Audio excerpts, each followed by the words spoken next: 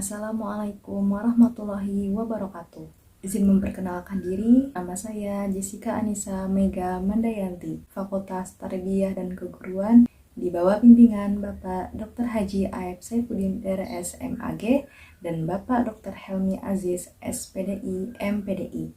Di sini saya akan memaparkan hasil penelitian saya yang berjudul Implementasi Metode Talaki melalui pembelajaran hybrid pada mata pelajaran Tahfiz Al-Quran bagi siswa kelas 2 Sekolah Dasar Unggulan Al-Izzah, Bandung. Latar belakang penelitian yang saya ambil, Al-Quran adalah kitab suci umat muslim yang diturunkan oleh Allah melalui malaikat Jibril dan secara bertahap diturunkan kepada Nabi Muhammad. Menghafal Al-Quran lebih baik dilakukan sejak dini. Dalam sebuah perumpamaan, sesungguhnya menghafal di waktu kecil itu bagaikan mengukir di atas batu. Ketika anak sudah dewasa, sedang dia belum memiliki dorongan yang kuat untuk mencari ilmu, maka tidak ada kejayaan baginya. Permasalahan para menghafal Al-Quran sebenarnya beragam, di antaranya perkembangan minat, waktu, dan metode menghafalnya. Dari hasil wawancara prasurvei dengan selaku bagian kurikulum salah satu lembaga pendidikan yang menawarkan program Tahfiz Al-Quran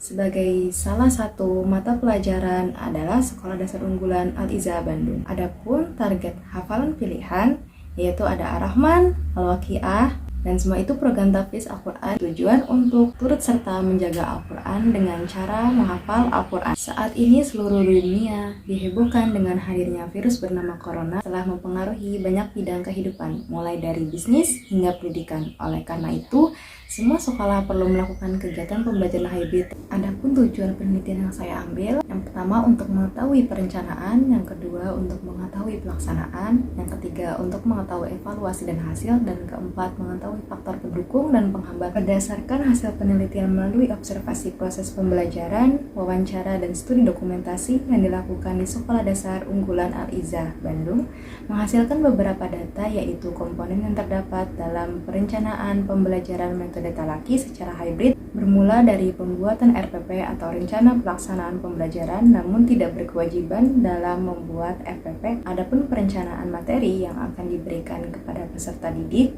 semua guru dan pembimbing Tahfiz Al-Quran diwajibkan untuk menyerahkan laporan perkembangan siswa setiap hari Jumat untuk mengevaluasi tujuan yang telah ditetapkan. Berdasarkan materi, kompetensi, dan targetan yang ingin dicapai untuk mewujudkan tujuan yang diinginkan, memerlukan perencanaan metode yang tepat untuk tujuan pembelajaran bisa tercapai. Dalam sebuah pembelajaran, selain terdapat perencanaan, ada juga pelaksanaan guna merealisasikan atau mengimplementasikan perencanaan yang telah dibuat. Setiap pembelajaran memiliki tahapan-tahapan tersendiri. Adapun tahapan pelaksanaan pembelajaran metode Talaki melalui pembelajaran hybrid yang memiliki beberapa langkah pembelajaran yang harus diikuti sesuai dengan urutan tahapan pembelajarannya. Konsisten dengan penjelasan di atas bahwa tidak boleh melewatkan tahapan, kegiatan pembelajaran Tahfiz Al-Quran dilaksanakan apabila semua perencanaan dan persiapan dilakukan dengan baik dan benar.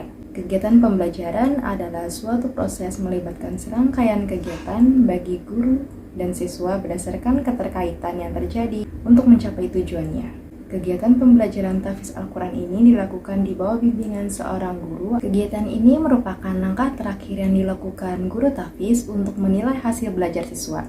Selain itu, mengetahui kemampuan siswa untuk menerima pembelajaran dari guru Tahfiz Al-Quran. Saat pembelajaran Tahfiz dengan metode Talaki, ada 3 jenis evaluasi. Evaluasi harian, evaluasi tengah semester, dan evaluasi akhir semester.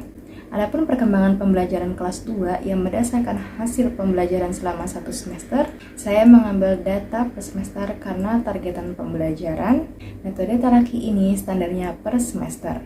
Dalam kegiatan pembelajaran, khususnya metode Talaki melalui pembelajaran hybrid, pasti ada beberapa hal yang mendukung dan menghambat yang mempengaruhi faktor keberhasilan kemampuan membaca Al-Quran. Untuk faktor pendukung yang pertama, semangat yang tinggi dalam menghafal. Yang kedua, voice note yang digunakan dalam menghafal Al-Quran. Yang ketiga, intelijensi atau kecerdasan.